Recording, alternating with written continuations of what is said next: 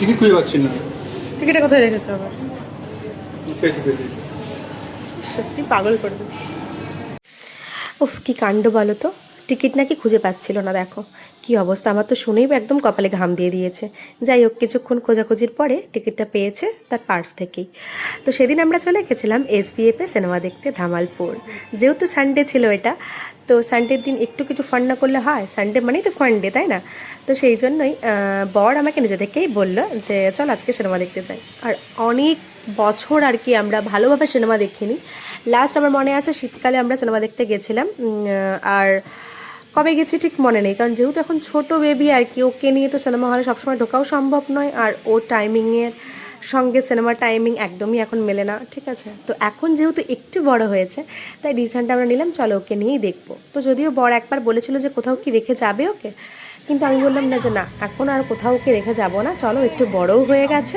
আর সঙ্গে ওরও তো সানডে, বলো তো, ও তো ডেইলি একই রুটিন আমাদের মতো ফলো করে, বিজি লাইফে ও থাকে, তাই না?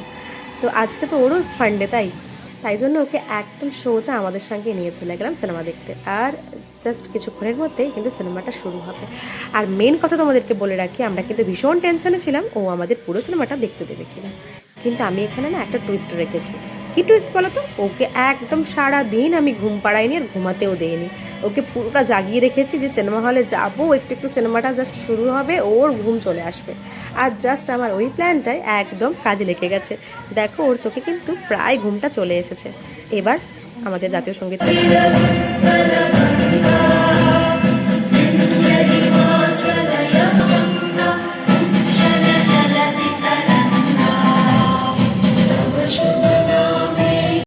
জাতীয় সঙ্গীত শোনার পর প্রায় হাফ মুভি দেখা হয়ে গেছে, এটা ইন্টারভেল চলছে।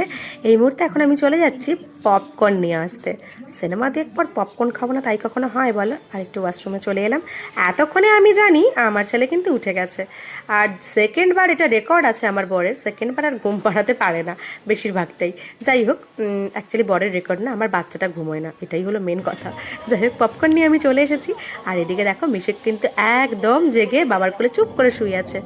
সত্যি কথা বলতে আমরা এতটা এক্সপেক্টই করিনি যে ও এত সুন্দরভাবে সিনেমাটা নিজেও এনজয় করবে, মজা করবে, ঘুমোবে, প্লাস দেখবে, আর ফাইনালি আমাদেরকে দেখতে দেবে। তো ভীষণই ভালো লাগলো আজকে সিনেমাটা দেখে একসঙ্গে তিনজনে, দুজন না। এখন দেখো বাড়িতে বড় স্ক্রিনে টিভি দেখা আর সিনেমা হলে গিয়ে দেখা, দুটোর মধ্যে অনেক তফাৎ। এই যে নাচ গান হই হুল্লোড় একটা আলাদাই মজা, আর সিনেমাটাও না একদম মন দিয়ে দেখা যায়।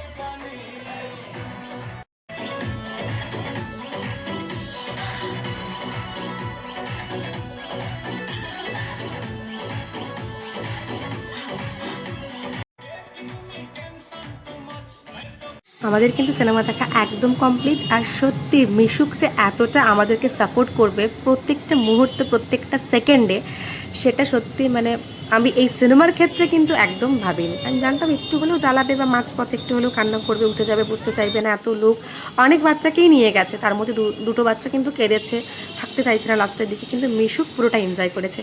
যাই হোক, একদম আমার বড় গাড়ি নিয়ে চলে এসেছি, এবার আমাদের বাড়ি যাবার পালা, টাটা। মিশুকে খাওয়াতে হবে, রাতে আমাদের ডিনার করার অনেক কিছু কাজ বাকি ছিল, সেই সব নিয়ে আবার চললাম। পরের একটা ব্লগ নিয়ে আবার আসছি, বাই বাই, ভালো।